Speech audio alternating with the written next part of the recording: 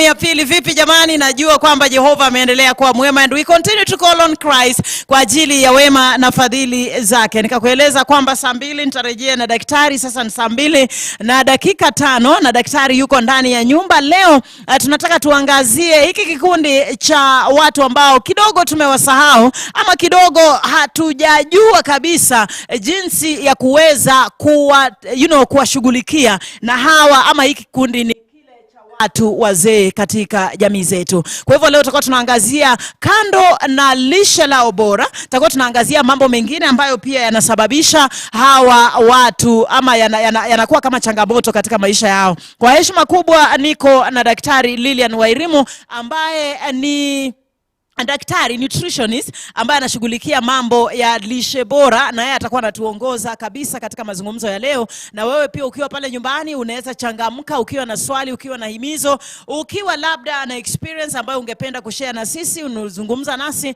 kwa 22914, na pia unaweza tuma ujumbe wako kwa Facebook page yetu Mwangaza TV. We are also streaming live on our YouTube channel Mwangaza TV Kenya. Kwa hivyo karibu sana tena sana daktari. I'm honored to have you again. Asante. Welcome so much. Asante. You've been good? I'm good. Amen. So leo tunataka tuangazie hawa watu wazee. Na labda ningependa kuanza tu. Who is an elderly? Elderly, okay, kwanza nijitambulisha kwa jina ni Lilian Wairimu, mimi ni mhudumu wa afya. Sana sana kwa lishe bora ama nutritionist. And so today niko hapa tuongelee kuhusu lishe bora kwa the elderly. Yes. And so elderly kulingana na kikundi cha WHO, elderly ni mtu yote amefika miaka 60 kupanda. Okay. Over 60 years out tunawaita elderly. And so at this stage wanakuanga na mahitaji tofauti because you know that they have progressed in age. Wamesonga sana. Being alive for the last 60 years, the same organs, it is not a joke. We should not take it for granted. Actually, it is a blessing. So functioning for the last 60 years ni kitu cha chukulia kama baraka kwanza, na cha pili ni kuhakikisha ya kwamba huyu mtu mwenye unaishi naye na akona hiyo miaka, how do you take care of that person? Sababu you know this body has been functioning for those years. So kuna changes tofauti when it comes to organs zake kwa mwili, kutoka kwa mdomo kuteremka, everything, even the skin changes ukifika hiyo miaka. And so today tuko hapa tuongelee kuhusu hawa watu because in one way or another tunaona wanakuwa neglected, ama wanapitia changamoto mingi, ndio? So that is why today we are discussing that. Exactly. So kama wewe katika jamii yako labda mzazi wako ana miaka 60 kuendelea mbele, he is an elderly, hata kama anaonekana ana nguvu, he is an elderly. Na leo tunataka tuangazie kikundi hicho sana. So daktari, labda tuanze wakati ambapo umegusia kwamba mtu mzee ni mtu ambaye anaanzia miaka 60 kuendelea. Labda ni mabadiliko yapi ambayo hutendeka katika mwili wa huyu ili yaweze kufanya labda viungo vyake vilegee ama vyovyote vile? Okay. So kama venye nimetaja hapo mbeleni, tukifika miaka 60 kuna mabadiliko mengi kwa mwili yetu. Kuanza kutoka kwa ngozi kuteremka, every organ inakuanga na changes. For example, tukiangalia kama the skin, the skin tunaonanga inakuanga affected because anakuwa na loose skin, si ndio? Haiko very young, si ndio? Hapo ndio unasikia kuna issues za aging, yani sagging skin, vitu kama hizo. Number 2 ikikuja ni kama the GIT, the gastrointestinal system, inaanza kutoka kwa mdomo kuteremka mpaka njia ya choo. Hiyo ni system peke yake. Unakuta kuanzia kwa mdomo amepoteza meno, si ndio? Tunakutanga kuna wale wenye hata wako na dimples, si ndio? Ameform depressions kwa meno imeisha. Unajua meno ndio inatupatia shape ya uso. Unakuta sasa meno imeisha, na wakati meno imeisha tunajua it affects our chewing functionality in the body. So huo mtu haizi kutafuna chakula vizuri, and so that one affects afya yake kwa njia kubwa sana. Kwa sababu tutapata akona issues za appetite, hataki kukula mambo ama akikula anapata intolerance, unaona, ama hata hataweza kukula kabisa sababu the chewing is affected. Tukiteremka kwa esophagus, kutoka hapa this organ, sijui nitatumia jina gani kwa Kiswahili, kutoka hapa kuteremka unakuta good. Iyo koo kuteremka hivyo sina kwanga na kama kamasi. As we continue to progress in age unakuta kama kamasi kanaenda kakisha. So ile process ya kuteremsha chakula inateremka kama kampira kwa tumbo, sababu kuna tunaitanga peristalsis, inateremka kama kampira kwa tumbo, si pa Sasa so kwa mucus kenye kanasaidia kuteremsha hiyo chakula unakuta kanaisha. Tukifika kwa tumbo bado tuko na issues kama enzymes hazitolewi vizuri.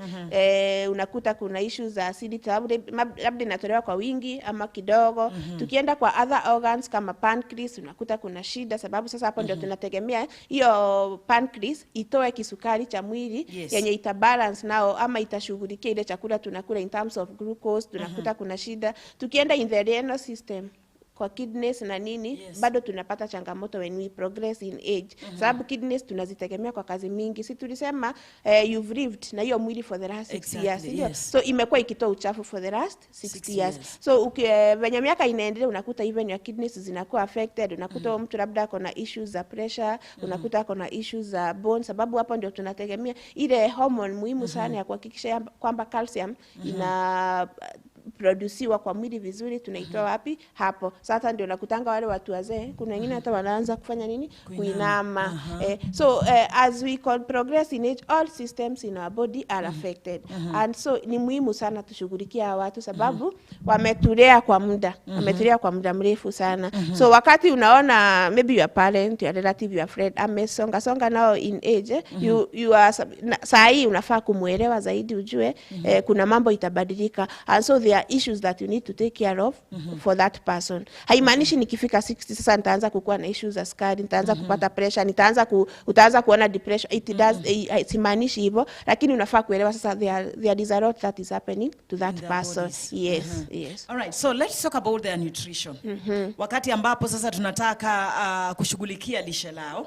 Je, wanakula kawaida kama sisi ama there's something that we should include in their meals? Yes, wakati sasa tunaongea kuhusu nutrition, watakula kama kawaida, lakini sasa tunafaa kukuwa very careful with their diet. Sawa? Sababu kuna zile nutrients wanazihitaji kwa wingi sana ama important nutrients sana kwa mwili yao, na kuna zile vitu ambazo tunasema sasa ikifika ni hapa, hata kama sio hao peke yake, even as wenye hatujafika hapo, there are some of these things that tunafaa tuachane nazo, sababu zinatuweka kwa hatari ya kupata maugonjwa tofauti. So when it comes to their nutrition, ya kwanza kabisa ni kuhakikisha ya kwamba wanapata the major nutrients kwa mwili. Now the macronutrients, the proteins, carbohydrates na vitamins zinakuwa kwa sahani yao.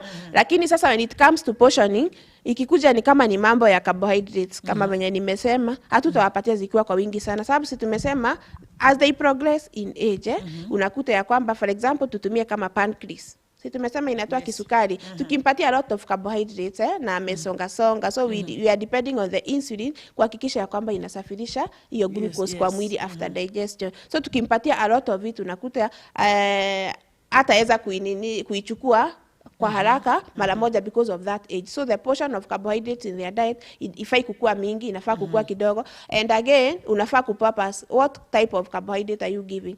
Unampatia whole grain, ile tunasema unaweza ile ya kusiaga, sababu iko na a lot of nutrients than refined. But with nutrition unaweza kuta ya kwamba mgonjwa amekuja kwa hospitali na kwa hiyo miaka 60 plus, lakini hatutampatia whole grain, tutampatia refined. So in nutrition hatuna ati okay, daktari hapo tu, what makes the difference? Inalingana na condition ya mgonjwa. Si kama sindano, tukiamua sindano ni hapa kwa mkono, haiwezi badilika, line hiyo tu tutatumia. But when it comes to nutrition, we focus on what the patient has. For example, kama akona ugonjwa, kama akona issues tuseme za digestion, ama akona issues za acidity. Unajua ukitake kitu yenye iko na a lot of fiber, itafanya ucontinue kuproduce nini? A lot of acid. So first we deal with the condition, mala hiyo, and then afterwards, after the patient has recovered, now we go back to whole grain. Sawa. So it is individualized. Nutrition haina ati ni hapa. It is individualized. When nitaona patient, even ndio nitamhudumia. Ni kama tu watoto. Kuna mtoto anaweza kuja kwa hospitali tuseme, huyu uji yake haitaekwa maziwa, lakini huyu itaekwa. Huyu mwenye atuwekei ni mwenye ako na issues kama rickets. Sawa. But huyu mwenye tunaekea ile shida yako nayo kwanza, we want to boost the energy level kwa hiyo uji. Sawa. So in nutrition haiko ati based on ni hapa, it depends on the individual. Sasa haya, so when it comes to carbohydrate, kama nilikuwa naeleza, ni ati focus, you should focus on the whole grain, but now it depends with the patient. Again, you consider the portion, sawa, and even the frequency of that meal. of that nutrient. Again, tuko na vitu kama proteins. Proteins tuko na aina mingi. Kama vile tulikuwa tumesoma last time, tuko na the animal and the plant proteins. Zote tunawapatia because tatuta limit hii tuongeze hii. Anaweza kuwa mgonjwa wetu anahitaji like for example zinc. Sawa. We get a lot of zinc kwa chakula yenye inatoka kwa proteins. Sawa. Kama tunataka hiyo chakula isikuwe na cholesterol, tunaweza mpatia plant proteins. So it depends with that patient. Hatutafuata njia moja ati diet yangu nikiwa 60 tafanana na ya Celestine. It is totally that is why it is very important to visit your healthcare provider. Ndio akueleze right you unahitaji kutumia hii na kiwango hii. Then we have now the vitamins. Na vitamins ni mingi, si ndio? We have vitamins from we have the fat soluble, sasa zenye tulisema ziko na marangi, vitamin A, D, E and K, and then now we have the B vitamins. So zote anahitaji. But now we have the essential nutrients zenye anahitaji, like for example zinc anazihitaji sana because zinc ni muhimu sana kwa kucontrol insulin, functionality ya insulin, vile insulin inafanya kazi, tunahitaji hiyo zinc kwa watu wamefika hiyo miaka. Tunahitaji a lot of vitamin A sababu ya immunity ya huu mgonjwa. And again, hizi vitamins A tunazipata kwa chakula yenye iko na rangi. Kama sukuma. Kama rangi ya yellow na orange. Kama carrots, pumpkins, vitu kama hizo. Hiyo ndio tutapata vitamin A. So hiyo ita boost kinga ya mwili kwa huyu patient wetu. Sababu immunity yao pia inakwanga imeenda chini. Sawa. Again, we need calcium na tunahitaji vitamin D. Calcium na vitamin D, they work together kuhakikisha ya kwamba mifupa yetu iko sawa. Wow. Asante sana mtazamaji. 229114 na pia kwa Facebook page yetu Mwangaza TV, na we are streaming live vile kwa Mwangaza TV Kenya wa YouTube channel. Make sure you're leaving a comment. Tunaposonga mbele kitaratibu, tumeangazia haya mambo yote na lishe ambayo inahitaji. Na kuna wale ambao hawapati ama hawako katika nafasi ya kupata hivi vyakula kulingana na the nutritional content ambayo inahitajika. Is there something that could be done? Do we have supplements that can be used kwa hawa elderly? Supplements ziko, but when it comes to supplement, unajua when you are supplementing, unaongeza a specific nutrient kwa hiyo chakula. For example, niseme nitamsupplement na calcium. Sawa. So lazima nikuwe najua ya kwamba huu patient ama huu mgonjwa wangu ako na issues za calcium. Kama anaweza kupata hiyo calcium from food, there is no need to supplement. Because when you supplement calcium na already anapata sources za calcium from food, tutapata kitu tunaitanga toxicity. Unakuta inakuwa mingi kwa mwili, sasa italeta mashida zingine. So it is very important kuhakikisha ya kwamba whenever you are supplementing, don't supplement uende utafute dawa sasa yenye iko rich in that nutrient kwa huu mgonjwa and you've not done maybe your analysis, ajaenda kwa lab na ukaona labda ako na upungufu. So it is important first unafanya analysis and then now you supplement. You don't just supplement sababu umefika 60 now you start taking calcium supplement ama you start taking zinc na vitu kama hizo, and na huu mtu anakula chakula yenye inapata iko na hiyo nutrient yenye huu patient anahitaji.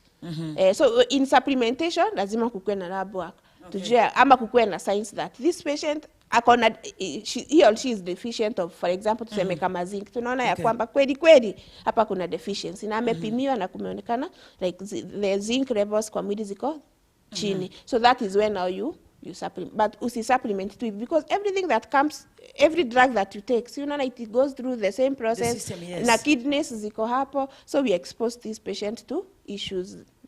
So kwa ajili ya Pretty ambaye alikuwa anasema can I then supplement my mother who is 64 years? If yes, which supplements? Sasa hapo nitajibu Pretty niseme usi supplement kama hajafanywa nini? Test. Supplement kama amefanywa test na inaonyeshana ya kwamba akona deficiency. So daktari, huyu kama tutumie mfano wa Pretty ambaye akona mama wa 64 years. Na labda huyu mama hajaonyesha dalili zozote za magonjwa. Is it in order for us to just bring our parents to the hospital? Je, kuna uwezekano kwamba nikimleta anafanyiwa tu vipimo kudetermine the amount of nutrients in the body? Unaweza mpeleka, kuna ile tunasemanga routine check up. Routine. Unakuja na mgonjwa, not necessarily mgonjwa. You can walk into a hospital useme nataka kuangaliwa. So now the doctor hapo ata take history, alafu tena amtume kwa. So it is very okay if she takes the mother kwa daktari ndio amfanyie check up. Akimfanyia check up, daktari unaona ataona hapa we need to do something. Sasa hapo atamsupplement. But asikimbie kwa duka anunue supplement na hajafanywa nini? Analysis. Inaweza letea huyo mgonjwa ama huyo mama inaweza mweka kwa risk ya mashida zingine kwa sasa atakuwa na wingi wa hiyo supplement kwa. Alright. Alafu kuna reaction nyingine hapa na ni kitu ambacho tumekuwa tukikishuhudia sana. Wazazi wetu wanafika mahali wanaanza kupata maumivu na kulegea kwenye joints. Unapata mzazi anasema nikisimama nasikia uchungu ama mwingine akisimama unasikia ile mifupa ikipiga ile kelele. So kuna swali hapa linauliza, is it an issue of nutrition? If yes, what can be done? Yes. Those are some of the challenges, changamoto za uzee. Za uzee. Kuna wanakuanga na issues mingi. Unajua hata sisi tunaelekea hapo by God's will. Tutafika hiyo miaka. Yes. Kuna kuanga na changamoto mingi sana wakati miaka inasonga. So unaweza kuta labda yeye ni joint pains. So kama ni joint pains, huyu anaenda hospitali, anapimwa damu, inaonyeshana kama ako na issue. Kukipatikana kuna issue, for example, let's talk about arthritis for example. Tukute labda ako na arthritis. So at that point, you know arthritis now it is a condition, it is not a disease. It is something that you manage. Because unaona with a disease you are given medicine and cured. Yes. But with a condition you manage it. Kumaanisha huwezi ishi what happens with arthritis ni ati unakutanga now the fluid kenye kako kwa bones kamefanya nini? Kameisha. So unakuta when hizo bones mbili zikiguzana unasikia nini? Uchungu. So we have to manage mgonjwa wetu. Sawa. So unaweza enda umanajiwe through dawa. Upewe supplement na uambiwe lazima utaanza kufanya nini? Exercise. Sawa. So management inategemea na condition ya patient. It's not an issue of nutrition. It is an issue of nutrition. Because now lazima tuta involve supplements. Na labda kuna yule ambaye anatuangalia pale anasema is there something naweza anza kukula ni increase to manage even as I purpose to go to the hospital? Ukiwa that age? Yes. Okay. There is. Bora tu you make sure that you are taking the right diet. Unajua our problem in this society nowadays, tumesoma intake of greens. Yes, make sure that you are taking the right food. Tuachane na vitu processed. Tunazitanga hata crap. Ukiandika hiyo jina crap inaanza na carbonated drinks, put an X. Unaenda to refined foods, unaweka X. Processed foods ni it's a no. Tuko na artificial sweeteners, it's a no. Sawa. So hizo zote tuna so tukienda kutembelea wazazi wetu tusingangane kuwanunulia soda. Kuwanunulia matunda. Hizo shopping bags zinajaa soda. Zibebe matunda. Matunda, vegetables zinakuwa ziko hapo, seeds. Unaona hizo seeds, nuts tunawabebea tunawapelekea. Lakini tusijaze masukari tumeweka hapo kilo 10. My mother's health is dropping. What can I do? She's 76 years old. Okay. Though hajatuambia how is it dropping? But daktari, generally you realize that our parents wakati wanaanza kufika ile miaka unaona maybe hata one of the condition hiyo ambayo tumegusia ya miguu. Another condition ile ambayo tumegusia ya appetite. They have a dislike for some things. What can we do? Tuseme a parent who just dislikes apendi mboga, apendi sukuma, because pia wanasema tunataka zile nyama. What can we do? Nitaanza na hiyo swali ya huyo. Afya yake anasema inaenda chini. With age, your immunity goes down. Sawa. So what you do, you work on foods that boost your immunity. Unahakikisha kwamba the immune system iko sawa. Vitu zenye ziko na vitamin A, vitamin C, tunahakikisha kwamba ziko kwa diet ya huo mama ama ya huyo family member ama ya huo patient. Sawa. Number 2, ulikuwa umeuliza swali kuhusu wale ambao they have a dislike for when you wako na dislike, you work on the preference. Kenya anapenda hiyo ndio utampatia. Bora tu it is something that is going to add a nutritional value to the diet ama to the body of that patient. Unampatia ile kitu anapenda. Because mimi na wewe pia tuko na unaweza penda kitu na mimi sipendi. So hatuta force huyu patient achukue hiyo kitu na hapendi. So you work on the preference of that mother ama that patient that you are working with. Because now unaona sasa it affect the nutritional status of that patient in case unampatia what she doesn't like because she's not going to take it. All right. 22914 Liz unasema unatazama kutoka Bungoma na huko ndani unasema kwamba my mom is 86 years old. She's relatively strong, yes. She eats well, yes. But of late, she started complications. Mara dizziness, Mara she can't stand, and she's slowly losing her eyesight. Could this be an issue of nutrition? And if yes, what should I do? Yes, it is an issue. So what Liz should do, apeleke mama kwa hospitali. Afanywe check up. Unaona that check up ina involving kutake your blood sugar, your blood pressure. Anaenda kwa lab hata anafanywa vitu za thyroid function, kuna liver function test. Hizo zote zinaweza sababisha mtu kuwa dizzy. Una feel dizziness. That is one sign because you are not supposed to be feeling dizzy. Sawa. So hiyo ni sign ya ugonjwa. So that is a symptom of a disease. Anafaa apeleke mama kwa hospitali, afanywe hizo test zote. Na hapo ndio kutapatikana kuna issue. Okay. So it's also part of it is part of her slowly losing the sight. Yes. Okay. Naona sasa hapo kama ana lose the sight bado anahitaji an eye specialist ndio muone, but before the eye specialist kuna daktari mwenye atarule out that akona this let us talk about, for example kama ni diabetes for example, akona ugonjwa ya sukari na ina affect functionality yake ya macho. Okay. Bado tuko kwa 22914 asante sana. Unasema Selene na kutazama kutoka maeneo ya Kamulu. Unasema mimi nataka kujua, my dad is diabetic, he's faithfully taking his meds but afya yake inaendelea kuzorota. Is there a way I can boost his nutrition?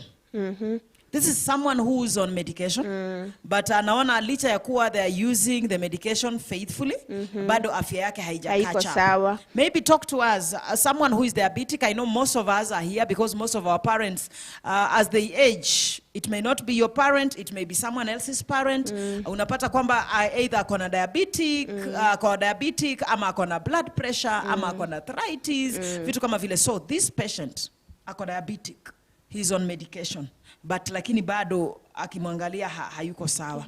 Let's talk about lishe la a diabetic patient ambaye ni mzee hasa. Okay. So when it comes to diabetes ni ugonjwa ya sukari. Yes. Ukisema kwa Kiswahili ni ugonjwa ya sukari, whereby unapata ya kwamba mwili in adults, mwili inatoa insulin. Yes.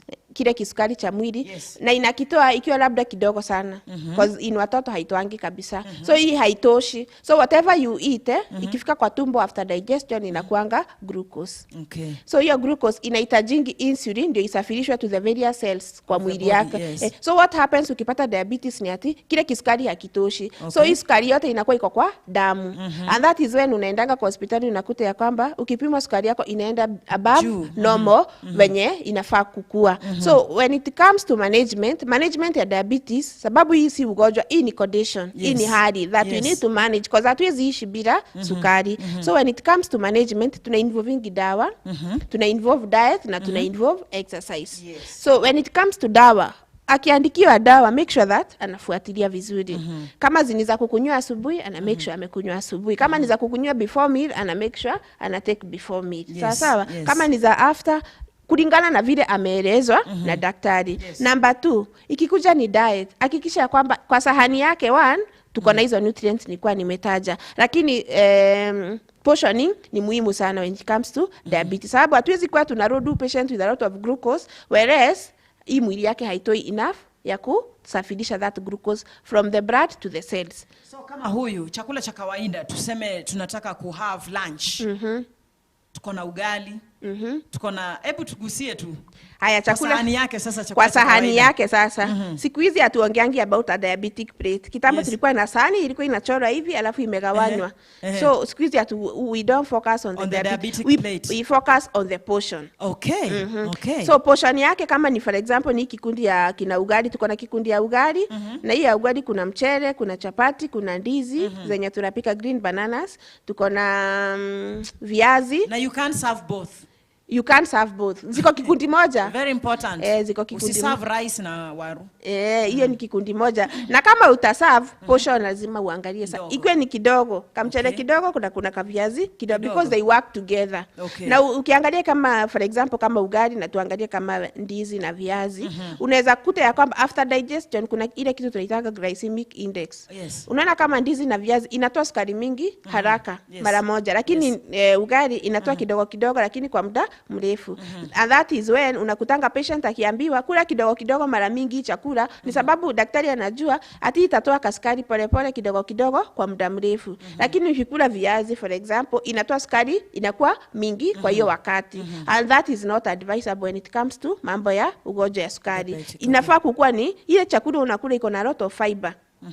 Hizo vitu za kusiaga zinakuanga na fiber mingi yenye ina release ako ka nini pole pole. So chakula kama ugali is good. Ugali is good, lakini ni ile ya kusiaga si ya refined. So tunatumia hiyo ya kusiaga. Kama ni when you are doing chapatis unatumia hizo za brown. Kama you are doing maybe kama ni mkate tunatumia ile ya brown. Brown. But sana we don't advocate for wheat products. Though atakula lakini zisikue ni on daily basis. Because unajua sasa pia zina concentrate sana hapa, zinaleta hii kitu tunaita central obesity. Zinachangia sana kwa kuongeza kilo central hapa kwa hii eneo ya tumbo. Sawa. So ikikuja niyo kikundi, kiwango chako lazima kikue kidogo. Usimwekee mingi. In fact tunasemanga like you are unaona venye nimekuja ngumi hivyo kidogo kidogo. Na alafu proteins tunaweka gani? Proteins tunaweka zile za wanyama. Kuna za wanyama na kuna za mimea. So zile mzuri zaidi ni hizi za mimea sababu hazina cholesterol. Lakini zile za wanyama tunakuta ya kwamba ziko na cholesterol. Hiyo cholesterol ndio tuna avoid sana, ndio patient asipate other issues kwa mwili. Sawa. So tunatumia zile za plants. Kina maharagwe, kina dengu, kina black beans na hizo zingine zote. Lakini pia zisikue mingi, zisipite kiwango ya ugali yako. Then ikikuja ni mamboga nayo you double the ratio of your vegetables. Kulingana na kale ka ugali kenye ulieka, mboga zako zinakuwa ni mara mbili. Na hizi mboga zinakuwa kuna ya green, kuna ya yellow, kuna ya red. Yani inakuwa na varieties. Sawa. Sasa masaa yangu naona yamekataa, ni saa 2 na dakika 31. Neno lako la mwisho hivi as we wrap up our show ni lipi? Yangu ni kuhimiza, let us take care of this group. It is a special group. Vile tu tunaangalia watoto, wacha tuangalie hii kikundi. Kwa maana hawa watu ndio wametulea, ndio wametufikisha penye tumefika. Sasa so wakifika hiyo miaka, let us take care of them. Tuwapelekee what they need. Sio kenye sisi tunafikiria because umeenda town, umepata kazi, unampelekea soda. She doesn't need soda. Anahitaji she needs fruit, she needs seeds, anahitaji nuts, vitu kama hizo, tuwapelekee. Sasa alafu tuwahimize ya kwamba exercise pia ni muhimu when it comes to this group. Kama kutembea hivyo, wanafanya exercise, si kukaa tu, sababu itasaidia pia their circulation, itasaidia pia insulin kwa mwili na mambo kama hayo. Pia tunahakikisha ya kwamba tuna advise taking enough rest. It is also important for this group. And again, to avoid to neglect our parents, because when you neglect them, unawaeka into stress and depression, na sasa inaleta other issues. Wow, very important. Do not neglect your parent. This is so true. Thank you so much, Daktari Lilian. May God bless you and do you well. Na Wangari anasema asante sana daktari, I have learned something. Leonard Obinda, thank you, you're in. Asante Eli Maina, nilikuwa nimesoma ujumbe wako na wengine wengi. Mungu wetu ni mwaminifu. So tunasemaje, we want to take care of our parents. Vile vitu ambavyo unaona ni vya si vya maana, hivyo ndivyo wanahitaji. Zile sukuma zile, hizo ndio wanahitaji. Zile managu, zile sijui nini terere, hizo ndio wanahitaji. Tuachane na nyama kila saa. Na sasa nataka tuweze kuvuka tuende madukani, tuambie wadhamini wetu. Then I shall be back to wrap up the show. But for now, our interview has come to an end. Usiende mbali.